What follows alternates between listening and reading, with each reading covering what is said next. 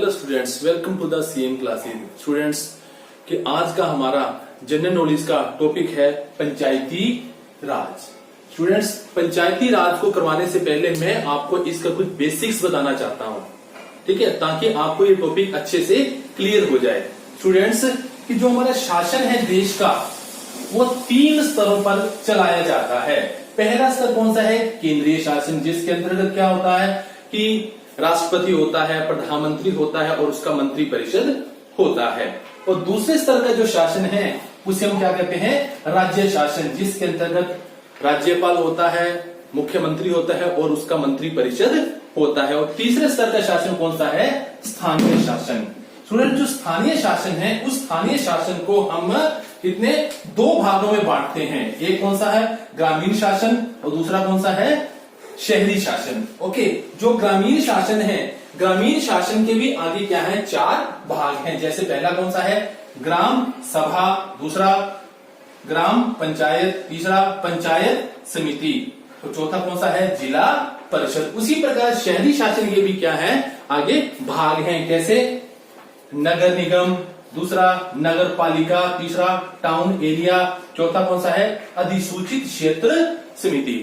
Well students,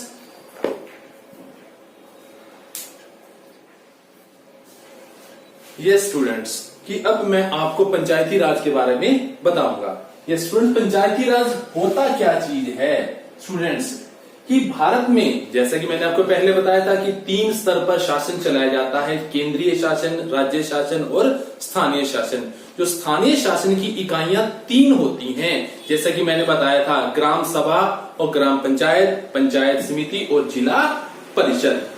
okay students, तो इनके अंतर्गत पंचायती राज का कंसेप्ट आता है कि भारत में ग्रामीण क्षेत्रों में स्थापित किए गए स्थानीय शासन, मतलब गांव के स्तर पर जो स्थानीय शासन स्थापित किया जाता है, उसी को ही क्या कहा जाता है? पंचायती राज कहा जाता है। अन्य शब्दों में आप ये कह सकते हो कि ग्राम के स्तर पर वहां के स्थानीय लोगों के द्वारा ही अपना प्रशासन तथा विकास खुद अपनी इच्छा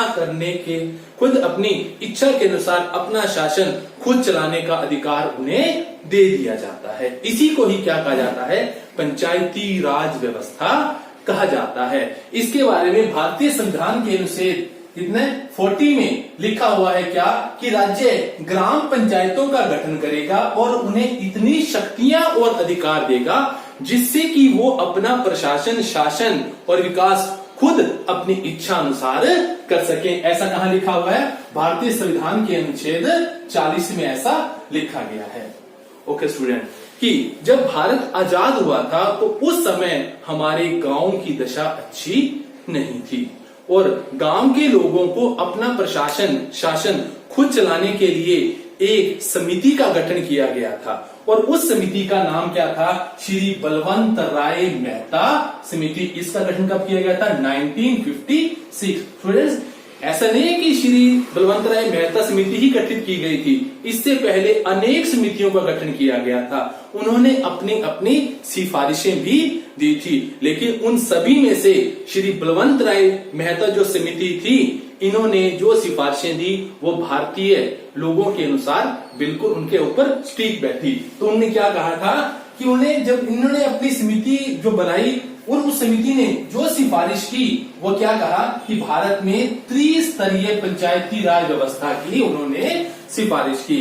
तो इसके अंतर्गत क्या किया गया कि 3 स्तर पर पंचायती राज व्यवस्था बनाई गई। पहला स्तर कौन सा था? कि ग्राम सभा तथा पंचायत, ग्राम पंचायत, दूसरा स्तर पंचायत समिति, तीसरा स्तर कौन सा? जिला परिषद।